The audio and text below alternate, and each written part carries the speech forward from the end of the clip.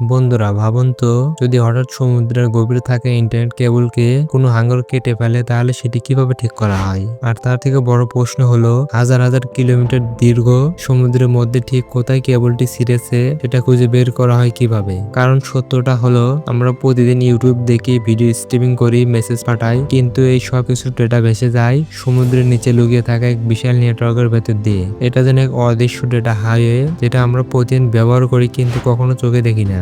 সমুদ্রের নিচে থাকা এই কেবলগুলোর নেটওয়ার্ক এত বিশাল যে এগুলো পৃথিবীর প্রায় সব মহাদেশকে একে অপরের সঙ্গে যুক্ত করে রেখেছে। এই কেবলগুলো সমুদ্রের প্রায় 8,000 মিটার গভীরতায় বসানো থাকে। এই গভীরতায় পানির চাপ এত বেশি, প্রতি স্কোয়ার ইঞ্চিতে প্রায় 5300 কেজি চাপ পড়ে। এটা এমন যেন মানুষের পায়ের সবচেয়ে ছোট আঙ্গুলের উপর একটা আফ্রিকান হাতির পুরো ওজন চাপিয়ে দেওয়া হয়েছে। সমুদ্রের নিচে থাকা এই কেবলগুলোর মধ্যে সবচেয়ে ছোট অংশটি আজারবাইজান ও তুর্কমেনিস্তানের মাঝখানে ব্ল্যাক সি এর নিচ দিয়ে গেছে।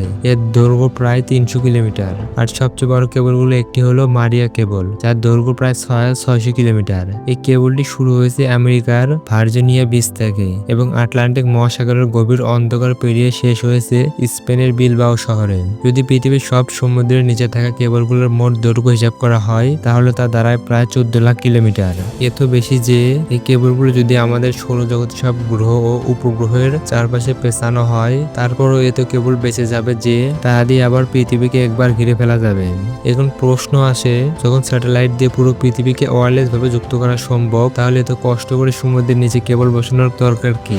বর্তমানে পৃথিবীতে প্রায় 493টি সাবমেরিন কেবল আছে। প্রতিটি কেবল প্রতি সেকেন্ডে প্রায় 4000 টেরাবাইট ডেটা বহন করতে পারে। সহজভাবে বললে, একটি কেবল দিয়ে প্রায় 8 কোটি মানুষ একসাথে 4K মুভি স্ট্রিমিং করতে পারে। অন্যদিকে একটি স্যাটেলাইট দিয়ে একই সময়ে মাত্র 24,000 মানুষ 4K ভিডিও দেখতে পারে। তাই একই কাজ করতে হলে হাজার হাজার স্যাটেলাইট লাগবে। আর স্যাটেলাইট তৈরি, রক্ষণাবেক্ষণ এবং প্রতিস্থাপন করা অত্যন্ত ব্যয়বহুল। যদি কোনো বড় ত্রুটি হয় তাহলে একটি স্যাটেলাইট বদলাতে প্রায় $400 মিলিয়ন খরচ হয়। এই কারণে সমুদ্রের নিচে কেবল বসানোই সবচেয়ে কার্যকর ও সস্তা সমাধান। এখন হয়তো আপনি ভাবছেন, যেহেতু এত ডেটা যায় তাহলে কেবলগুলো নিশ্চয়ই অনেক মোটা। আসলে বাইরে থেকে এগুলো দেখতে একটি হোস পাইপের মতো মোটা, কিন্তু আশ্চর্যের বিষয় হলো এর ভেতরে আসল ফাইবার অপটিক তার মানুষের একটি চুলের থেকেও পাতলা। এই পাতলা তারটিকে বলা হয় ফাইবার অপটিক কোর। এটি কাঁচ বা প্লাস্টিক দিয়ে তৈরি। এর ভেতর দিয়ে ডেটা যায় আলোর মাধ্যমে। কম্পিউটারের ডেটাকে প্রথম ইলেকট্রিক সিগন্যাল থেকে লাইট সিগন্যালে রূপান্তর করা হয়। এই কাজটি করে একটি ট্রান্সমিটার, যা লেজার বা LED ব্যবহার করে। এরপর আলো ছোট ছোট পালস আকারে পাঠানো হয়। এই পালসে দুইটি অবস্থা থাকে, এক আলো আছে, শূন্য আলো নেই। এভাবে বাইনারি কোডে ডেটা ভ্রমণ করে। দীর্ঘ দূরত্ব অতিক্রম করার সময় লাইট সিগন্যাল দুর্বল হয়ে যায়, তাই প্রতি 100 কিলোমিটার পর পর রিপিটার বসানো থাকে। এই রিপিটার সিগন্যালকে আবার শক্তিশালী করে। কারণ সমুদ্রের মাঝখানে কোনো বিদ্যুতের উৎস নেই, তাই কেবলের ভেতরে থাকা কপার লেয়ার দিয়ে বিদ্যুৎ সরবরাহ করা হয়। ফাইবার অপটিকের ভেতর দিয়ে ডেটা দেয় আলোর গতিতে, মানে হাজার হাজার কিলোমিটার দূরের তথ্য চোখের পলকে পৌঁছে যায়। তবে এত উন্নত প্রযুক্তি হওয়া সত্ত্বেও এই কেবলগুলো মাঝে মধ্যে ক্ষতিগ্রস্ত হয়। কারণগুলোর মধ্যে রয়েছে ভূমিকম্প, আগ্নেয়গিরির অগ্নুৎপাত, হাঙ্গরের আক্রমণ। কিন্তু সবচেয়ে বড় কারণ হলো মাছ ধরার জাল।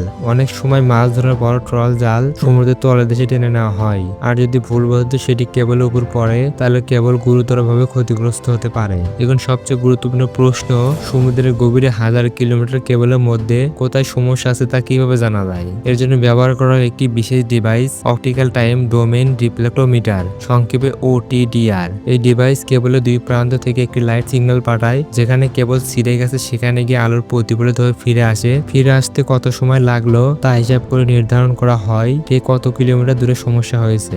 লোকেশন নির্ধারণ হওয়ার পর সে জায়গায় বিশেষ জাহাজ পাঠানো হয়। তারপর সমুদ্রের তলদেশে ROV, রিমোটলি অপারেটেড ভেহিকলস নামে রোবট পাঠানো হয়। এই রোবট কেবলটিকে খুঁজে বের করে এবং সেটিকে উপরে জাহাজে তুলে আনে। ক্ষতিগ্রস্ত অংশটি কেটে ফেলা হয় এবং নতুন অংশ বসানো হয়। ফাইবার অপটিক কাচের হয়, এই জোড়া লাগানো কাজ অত্যন্ত সতর্কতার সাথে করতে হয়। এই প্রক্রিয়াকে বলা হয় স্প্লিসিং।